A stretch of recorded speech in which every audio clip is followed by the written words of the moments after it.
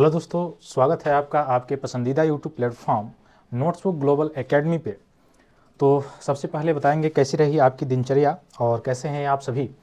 आज हम लोग खासकर वही पढ़ेंगे जो हमेशा सुर्खियों में रहता है, जो देश आपको पता ही है वह कौन सा देश है जो डेली बाई डेली न्यूज़ में रह रहा है आजकल। हालांकि आजकल नहीं, लगभग पिछले 1 वर्षों से आप देखेंगे तो ज़्यादातर रूस और यूक्रेन का युद्ध इतनी चर्चा में नहीं है जितना यह इस देश के राष्ट्रपति चर्चा में है ना। तो मैं बात कर रहा हूँ यूएसए के राष्ट्रपति डोनाल्ड ट्रंप की, जिन्होंने हाल ही में घोषणा किया है कि 75 कंट्रीज जो हैं वर्ल्ड के, उनके वीज़ा को रद्द करने को लेकर, खासकर पाकिस्तान भी उसमें इंक्लूडेड है, अफगानिस्तान बांग्लादेश भी इंक्लूडेड है। ठीक ना। तो हम लोग देखेंगे कि कौन कौन ऐसे देश हैं जिसके वीज़ा को मुख्य रूप से उसने रोक लगाया हुआ है, यूएसए के द्वारा रोक लगाया गया है अभी हाल फिलहाल में। और आपने देखा कि उसके तहत जो है कुछ समय पहले ये योजना बनाई जा रही थी कि ग्रीन कार्ड के जरिए जो है वीज़ा लिया जा सकता है, लेकिन उस पर भी बैन लगाया गया है। उसके बाद जो है, जैसे यह जो वीज़ा है ये खासकर जो टेम्प्रोरी जो वीज़ा होता है, टेम्प्रोरी वीज़ा का मतलब जैसे कोई कार्य करने के लिए गया है या कोई स्टडी करने के लिए कुछ समय के लिए गया है, तो उसके वीज़ा पर प्रतिबंध नहीं है।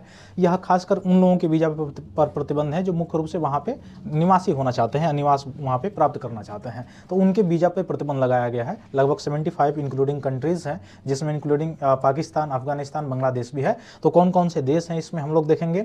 और चूंकि यह देश जो है हमेशा सुर्खियों में रहा है, तो यूएस से रिलेटेड बहुत सारे प्रश्न आएंगे। देखिए, बहुत सारे प्रश्न प्रीलिम्स में कैसे आ सकते हैं।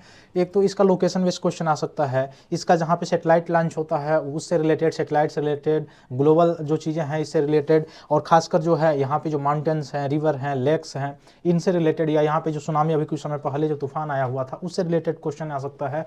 या कुछ समय पहले आपने देखा होगा वेनेजुएला पर कैसे वहाँ के संप्रभुता को खतरा पहुँचाते हुए वहाँ के राष्ट्रपति को कैप्चर करके और न्यूयॉर्क लाया गया, तो वहाँ से भी वेनेजुएला से रिलेटेड भी लोकेशन आसपास का आपको याद रहना चाहिए। मैक्सिको को बार बार इसने मैक्सिको की खाड़ी को अमेरिका की खाड़ी को के रूप में संबोधन किया हुआ है जब से ये प्रेसिडेंट के रूप में बने हुए हैं। इसकी पॉलिसी ही वही है जब से आए हुए हैं यूएसए के राष्ट्रपति के रूप में। हालांकि इसका कार्यकाल जो है दूसरा कार्यकाल है, पहला कार्यकाल में आपने देखा ही, दूसरा कार्यकाल के बीच में, पहले दूसरे कार्यकाल के बीच में जो बाइडेन आए हुए थे, तो लगातार ये दूसरा कार्यकाल नहीं है। लेकिन अमेरिकी जो सिस्टम है, जो वहाँ पे अध्यादेशात्मक जो सिस्टम है कॉन्स्टिट्यूशन में, उसमें आपने देखा होगा कि एक व्यक्ति जो है मैक्सिमम 2 बार ही प्रेसिडेंट बन सकता है, और 4-4 वर्षों के लिए ही वो क्या होता है, प्रत्यक्ष रूप से उसका निर्वाचन होता है। भारत में भी राष्ट्रपति का निर्वाचन होता है, लेकिन अप्रत्यक्ष रूप से होता है। अप्रत्यक्ष रूप से मतलब ये हुआ कि जनता के द्वारा जो चुने गए प्रतिनिधि हैं उनके द्वारा इनका निर्वाचन किया जाता है। जो भारत का राष्ट्रपति होते हैं उनका निर्वाचन किया जाता है, ठीक है। और वहाँ पे डायरेक्ट जनता पार्टिसिपेट करती है। अब एक अंतर वहाँ और यहाँ में एक और अंतर है कि हमारे वहाँ का जो राष्ट्रपति होते हैं वो हमारे पार्लियामेंट का, यानी केंद्रीय जो विधायिका है उसका अभिन्न अंग होते हैं। यानी केंद्रीय विधायिका के अंग के रूप में आप देखेंगे, पढ़े होंगे संविधान, तो उसमें 3 अंग हैं, एक राष्ट्रपति, राज्यसभा और लोकसभा। लेकिन वही अमेरिका के जो प्रेसिडेंटल सिस्टम है या जो वहाँ पे संवैधानिक जो सिस्टम है, उसमें आप देखेंगे कि जो प्रेसिडेंट वहाँ का होता है वह वहाँ के लेजिस्लेटिव यानी सेंट्रल लेजिस्लेटिव का भाग नहीं होता है, हिस्सा नहीं होता है। अर्थात वहाँ का जो सेंट्रल लेजिस्लेटिव है जिसको कांग्रेस कहा जाता है उसका पार्ट वो नहीं होता है, ठीक ना। हालांकि हमारे वहाँ भी यानी भारत में भी आप देखेंगे तो राष्ट्रपति जो होते हैं वो किसी भी सदन के सदस्य नहीं होते हैं, लेकिन संसद के अर्थात जो केंद्रीय विधायिका है उसके अभिन्न अंग होते हैं, लेकिन वहाँ पे नहीं होते हैं, ठीक है। तो ये सारी चीज़ें थोड़ा सा अंतर है, तो यहाँ से रिलेटेड प्रश्न पूछे जा सकते हैं। अब ये जो 75 जो कंट्रीज हैं इसमें से भी हो सकता है प्रश्न आपसे पूछ दे कि इंडिया का भी वीजा बैन है कि नहीं है, इससे रिलेटेड पूछ सकता है। स्टेटमेंट वाइज अगर प्रश्न पूछना चाहे तो आइए हम लोग देखेंगे कौन कौन ऐसे देश हैं और किन कारणों से इनके वीजा पर प्रतिबंध लगाया गया है अमेरिका के द्वारा, इसको भी हम लोग देखने का काम करेंगे, ठीक है। तो कितनी कंट्री हैं, लगभग 75 देश हैं जिसको ट्रंप एडमिनिस्ट्रेशन ने यह सस्पेंड करने के लिए, वीजा सस्पेंड करने के लिए जो है यहाँ पे मुख्य रूप से काम किया। अच्छा, वीजा जो है आप देखेंगे, वीजा मुख्यतः 2 तरह के आपको दिखाई देंगे, है ना। वीजा अगर आप देखना चाहेंगे तो वीजा 2 तरह के आपको दिखाई देंगे, है ना। एक जो होता है अल्पकालिक वीजा होता है ना, अल्पकालिक होता है। अल्पकालिक का मतलब कुछ समय के लिए, कुछ समय के लिए का मतलब जैसे मान लीजिए कि कोई स्टूडेंट है वहाँ पे पढ़ाई करने के लिए गया है, कोई कोर्स कंप्लीट करने के लिए गया है, कोई कारीगर है, कोई व्यापारी है गया हुआ है व्यापार करने के लिए, तो अल्पकालिक वीज़ा होता है। और एक जो होता है पूर्णकालिक जो वीज़ा होता है, तो पूर्णकालिक जो वीज़ा है इस पर प्रतिबंध लगाया गया है, ठीक ना।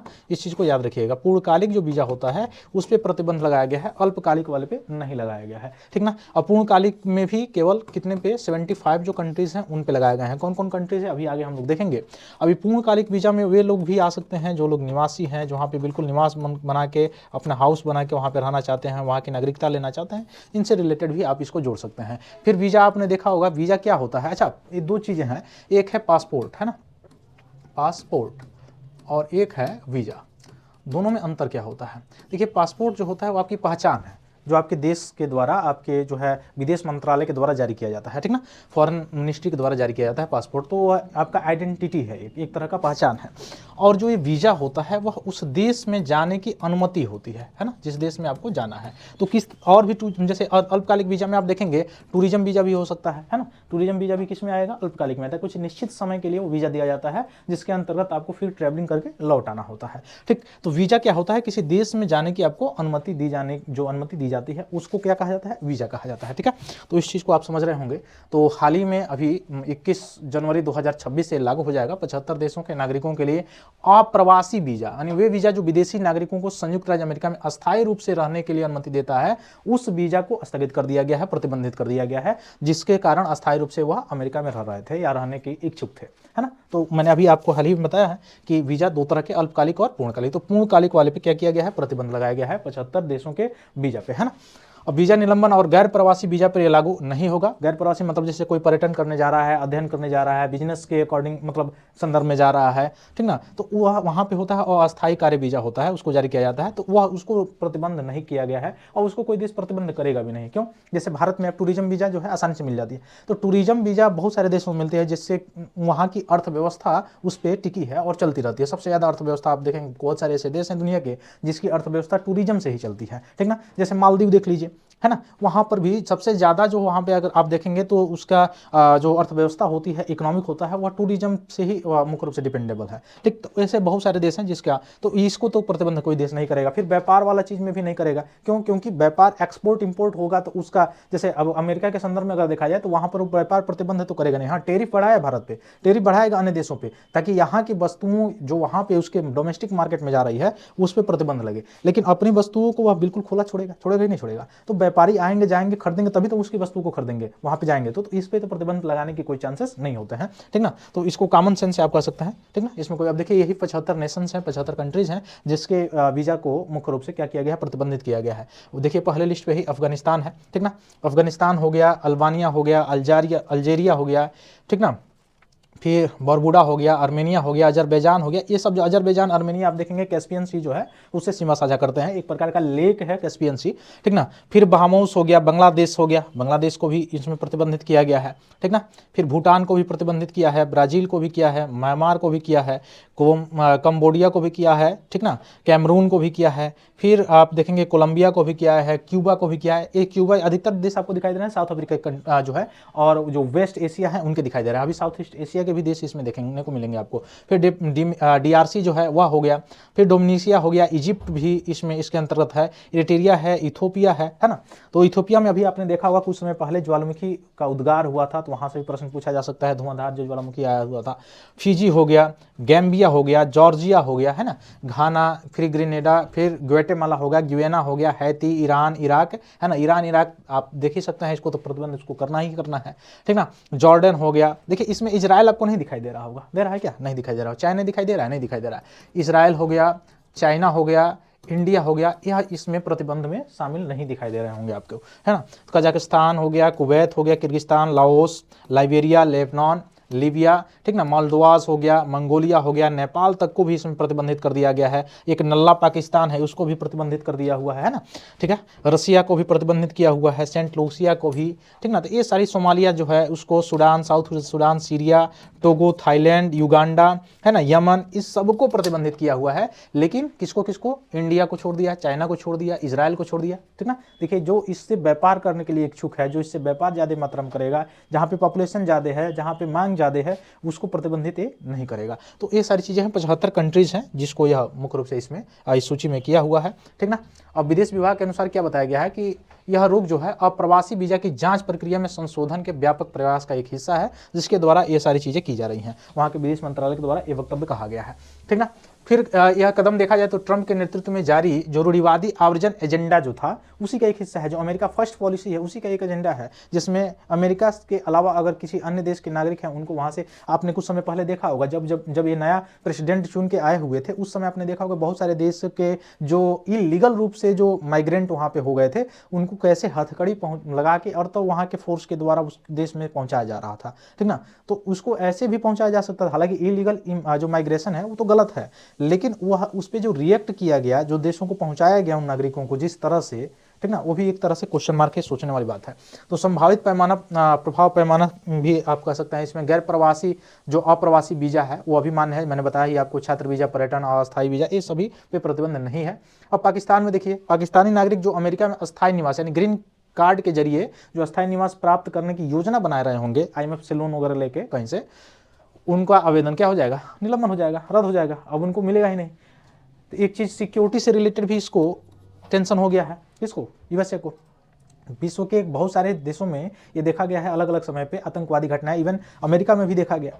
तो इसको डर है कि कुछ है जो जिसको मैं पीठ थपथपा के हथियार सप्लाई करता हूँ, हो सकता है उसके आतंकवादी हमारे देश में भी आ जाए, तो इसको प्रतिबंध कर रखा है। बांग्लादेश को भी देखिए प्रतिबंध करके रखा है इसने, है ना। तो इसका व्यापक प्रभाव भी देखने को मिलेगा। अंतर्राष्ट्रीय राजनीतिक चिंताएं इसमें देखने को मिलेंगी। राजनीतिक विधायी प्रतिक्रिया इस पे आई हुई है अलग अलग देशों के द्वारा, ठीक ना। पॉलिसी क्या, हालांकि इसके पॉलिसी के बहुत सारे आलोचना हो ही रही है, जब से प्रेसिडेंट रूप में पदभार संभाले हुए हैं तब से केवल आलोचना ही आलोचना मिल रही है। उसके इनका कृत्य ही ऐसा है जिसके कारण आपको ये सारी चीज़ें देखने को मिल रही होंगी, ठीक ना। जब से आए हैं ऐसा कोई दिन नहीं होगा जिस दिन मतलब सुर्खियों में USA का कोई ना कोई टॉपिक ना आता हो, ठीक ना। और आगे बढ़ने से पहले मैं बताऊं कि UPSI या यूपी पुलिस कांस्टेबल जो कि फॉर्म आ गया है, फिलअप हो रहा है, 30 जनवरी तक लास्ट डेट है। उससे पहले जो भी डॉक्यूमेंट्स वगैरह लगता है, जिस कैटेगरी में आप रहते हैं, जिस कैटेगरी में आपको रिजर्वेशन लेना है या नहीं लेना है, 30 तारीख से पहले बिल्कुल आप लोग फॉर्म अपना फिलअप कर लेंगे। 3 साल का छूट भी दिया गया है सभी लोगों को, तो फॉर्म फिलअप जो है 30 तारीख से पहले करेंगे। कारण क्या है, कारण ये है कि लास्ट डेट में जो है जो उस पर भार पड़ता है तो क्या होता है, मुख्य रूप से वेबसाइट काम करना बंद कर देता है या नहीं कर पाता है सही से, तो उसके बाद आपको पछतावा मिल सकता है। तो इसके लिए क्या करें, 30 से पहले आप भरने का प्रयास करें, 30 से पहले आप उसको अपना फॉर्म जो है फिलअप करके बिल्कुल रेडी हो जाइए और तैयारी में लग जाइए, ठीक ना। क्यों, क्योंकि यह पेपर ये नहीं कि आज भरा जा रहा है तो अगले साल कराएगा, नहीं, इसी वर्ष होगा। यह कारण है कि इसी वर्ष पेपर होगा, रिजल्ट भी निकलेगा और दौड़ भी कराएगा और सिलेक्शन भी देगा, क्योंकि 2027 में जो है आपका क्या है, यूपी यानी उत्तर प्रदेश विधानसभा का निर्वाचन चुनाव है, ठीक ना, विधानसभा का चुनाव है। तो उससे पहले वैकेंसी से कंप्लीट होगी। तो इसलिए UPSI की चाहे वैकेंसी हो चाहे यूपी पुलिस की, UPSI की हालांकि तो भर दिया गया है, अप्रैल के आसपास उसका पेपर है। यूपी पुलिस वाला जो है भरा रहा है और उसका भी पेपर जल्द ही होगा, मई जून के आसपास जब भी हो। लेकिन आप में ये होना चाहिए कि ये नहीं कि जून आए तो बहुत बच्चे होते हैं कि अप्रैल से पढ़ना शुरू करेंगे, मई से पढ़ना शुरू करेंगे, देखा देखी, और जो वास्तव में सीरियस कैंडिडेट है पहले से लग रहा हो। तो आपको भीड़ से बाहर अगर निकलना है तो ज़्यादा स्ट्रगल करना पड़ेगा, ठीक ना। क्योंकि पॉपुलेशन आप देखेंगे कि अगर 32,000 33,000 अगर मतलब निकली हुई है वैकेंसी, तो उसमें कितने लाख जो है बच्चे भर रहे होंगे, और बहुत लोग तो ऐसे भर रहे होंगे भाग आजमाने से रिलेटेड, तो संख्या जाके तो वो भी बढ़ा देंगे। तो उसमें आपको क्या करना है, उस भीड़ से, पॉपुलेशन से बाहर निकलना है, तो आपको अभी से शुरू से ही लगना पड़ेगा। तो शुरू से लगने के लिए आप हमारे चैनल को सब्सक्राइब कर सकते हैं, हमारे टेलीग्राम चैनल से जुड़ सकते हैं, क्योंकि डेली जो भी विषय पढ़ाए जाते हैं, चाहे करंट अफेयर हो, GS हो, चाहे मैथ्स हो, रीजनिंग हो, चाहे कोई भी विषय पढ़ाया जाता है जो यूपी कांस्टेबल या SI से रिलेटेड, वो आपके पूरा जो है टेलीग्राम ग्रुप पे उसका PDF प्रोवाइड करा दिया जाता है सभी क्लासों का। तो आप आसानी से उस केवल PDF को खोल के क्लास को देख के आराम से पढ़ सकते हैं, क्लास को ले सकते हैं और अपनी तैयारी को मजबूत कर सकते हैं, ठीक है। तो आज का हम लोगों का क्लास का सुर्खियों में जो भी चीज़ें रही वो मैंने बताने का प्रयास किया। फिर मिलते हैं हम लोग अपनी अगली क्लास में, तब तक के लिए बहुत बहुत धन्यवाद दोस्तों, जय हिंद।